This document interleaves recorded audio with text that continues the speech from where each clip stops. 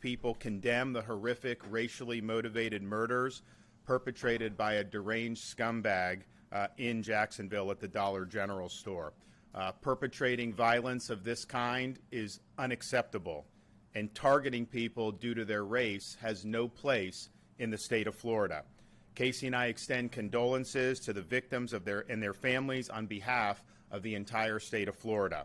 I've spoken with Jacksonville Mayor Deegan, Sheriff Waters, and President Faison from Edward Waters College. We will work with Dr. Faison to ensure the college has adequate security, just like we've done when our Jewish day schools have been receiving threats. We're not going to allow in the state of Florida our HBCUs to be targets for hateful lunatics like the guy yesterday.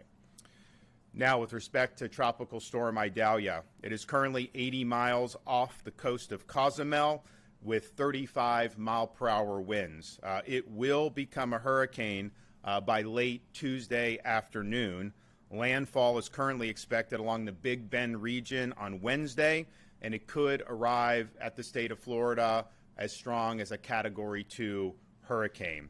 The storms, of course, as we know, these things can wobble, so Floridians along our Gulf Coast should be vigilant, even if you're currently outside the cone, and indeed you could see impacts if you are in a place that's outside the cone. We issued an executive order yesterday to allow prep time and to stage resources to be able to respond to the storm's aftermath. Our Emergency Operations Center here in Tallahassee will go to a level 1, 24-hour round-the-clock, starting at 0700 tomorrow. Please listen to your local officials.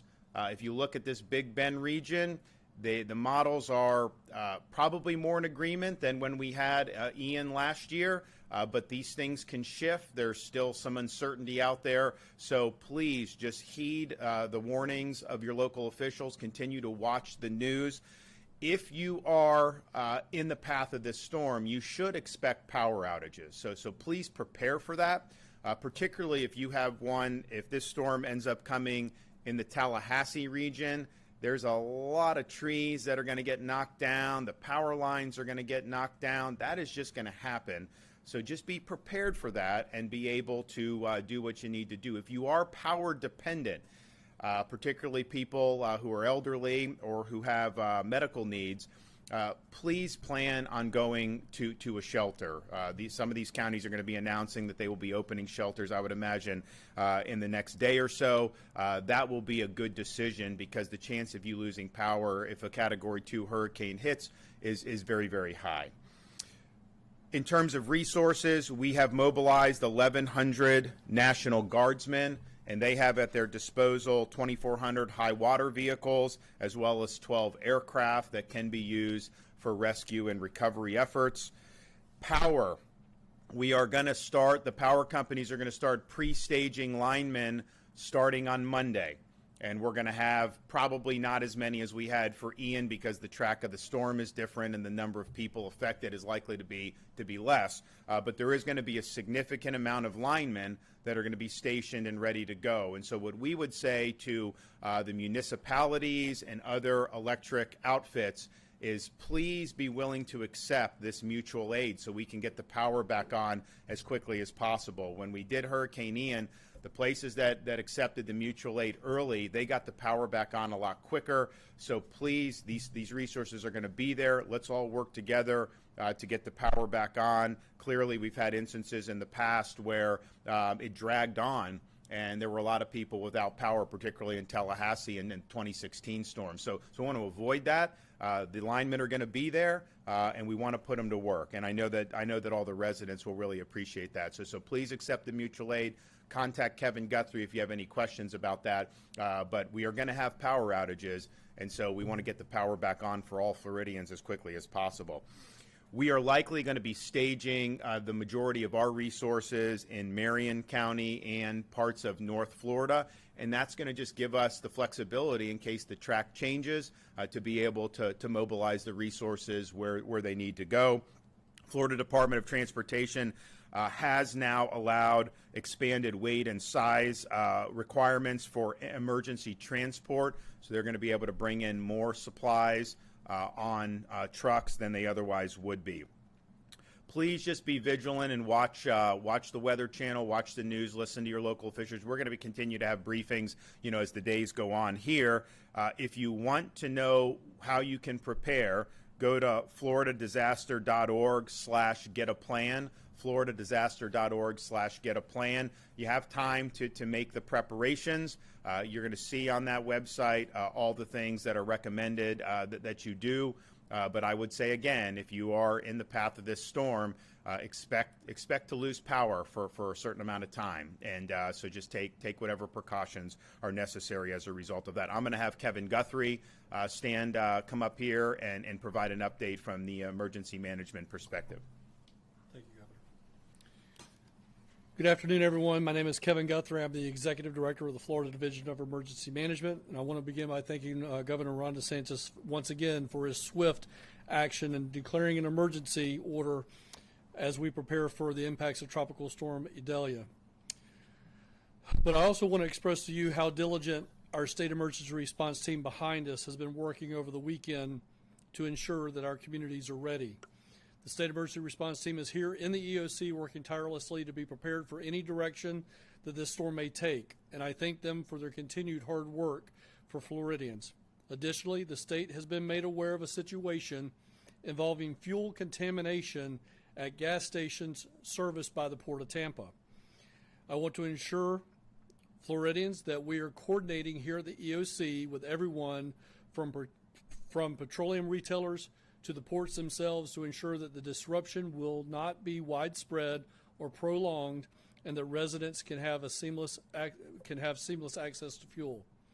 At the direction of the governor, as he's already mentioned, we have already waived the size, weight, and hour restrictions for getting those necessary resources into the state and down to consumers as quickly and effectively as possible. FDACS has just released a statement related to this fuel contamination, and they are conducting investigations on how widespread the situation is, and what you can do in specific situations if you're impacted. If you think your car may be affected, please call the Florida Department of Agriculture Consumer Services Consumer Hotline at 1-800-435-7352 for English, and for Spanish, 1-800-352-9832. In July, the division and the Florida Association of Broadcasters brought together meteorologists from around the state to discuss hurricane forecasting and messaging. We're relying on you in this room to help us get that message out. I want to stress that every tropical storm, every hurricane is different, and this is no exception. We cannot gauge our ability to withstand future hurricanes based on prior experiences. This will not be Hurricane Hermine. This will not be Hurricane Ian. We need you to pay attention to what we're asking you to do. A few things that you should keep in mind. Do not focus on just the cone. The cone is where the eye could go, but those hurricane force winds and tropical storm force winds will extend far beyond what the cone represents. We will have storm surge warnings and watches in the coming days. Storm surge was the #1 cause of death in Hurricane Ian. You can evacuate by going tens of miles away, not hundreds. Just simply going to your nearest shelter will save your life. You utilize this time now to sit down with each and every member of your household and communicate your plan. Make a plan if you haven't done so, and make sure you focus on those household members or even your businesses. Things that you should consider. How will we receive our communications and warnings? What is our plan for shelter? What is our evacuation route? What is our internal family communication plan if we should get separated? How do I communicate with my employees? Are just some of the things that we would encourage you to do. The governor's already mentioned this, but additionally, medically dependent Floridians and those with access and functional needs can receive extra assistance during a disaster through the State Special Needs Registry. If you are not familiar with that, please go to floridadisaster.org. That's floridadisaster.org/SNR for Special Needs Registry. Once you have taken the time to make a plan, take a stock of you and your family's disaster supply kit. If you need additional information on your disaster supply kit, please go again to floridadisaster.org/kit. If you need items for your kit, we are in the middle of a tax holiday. So please make sure you take advantage of this first ever, Florida First, second iteration of the tax holiday. Supplies in the kit should be specific to the needs of your household, but for a model disaster supply kit, again, you can go to floridadisaster.org/kit. I've said this once, I'll say it again. If your kids do not eat canned tuna, don't buy them canned tuna. Please get them stuff that they're going to need, that they're going to eat, so that you take care of everybody in your household. Last that I want to talk about is know your home and know your zone. What do we mean by this? You need to understand what your home's ability is to withstand winds. We will see 90-mile-an-hour winds with this storm, perhaps even higher. So please know if your home can withstand those hurricane-force winds. The next thing you need to know is your evacuation zone. So many people that I talked to in Hurricane Ian do not know the difference between FEMA's flood zone and an evacuation zone. If you need to know where your evacuation zone is at, please go to your property appraiser's office, go to the website, and your evacuation zone will be listed there. You can also get to it through your local emergency management pages and, of course, floridadisaster.org. If you're ordered to evacuate, that order will come from local emergency management officials or maybe a local sheriff. If you are asked to evacuate, please do so. Again, we want to save lives. When it comes to your yard, if you can pick it up, put it up. If you cannot pick it up, make sure it's tied down so that those objects do not become missiles, if you will, into someone else's home. The State Emergency Response Team will continue to coordinate, collaborate, and communicate with our county partners to ensure our state is ready to respond. And again, Governor, I want to just say thank you for all your leadership. I'll just also say, I mean, if you look at, we have the track up here. I'm sure people have seen it on TV or whatnot. So it's going basically Taylor-Dixie County is where they're saying that the landfall is going to be. But and I do think that these models are a little bit more in agreement than when we did Hurricane Ian. But I do remember being here on a Sunday afternoon for a Wednesday impact and seeing the impact be up in North Florida in that Big Bend area, and it ended up hitting Sanibel Island and those areas down in Southwest Florida. Now, that was partially because you had one model taking it way west, and they kind of were just averaging it, and so it ended up there. I think most of these models are probably a little bit more in agreement this time, but I would just caution people to remain vigilant. This stuff can change.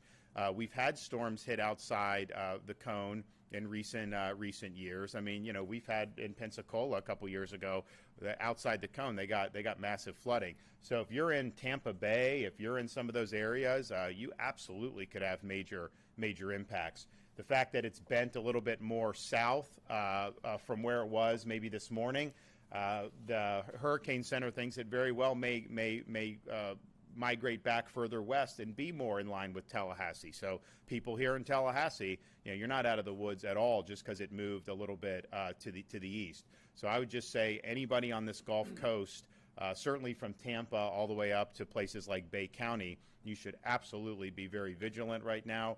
You should be following the track of the storm, and you should just be making your preparations.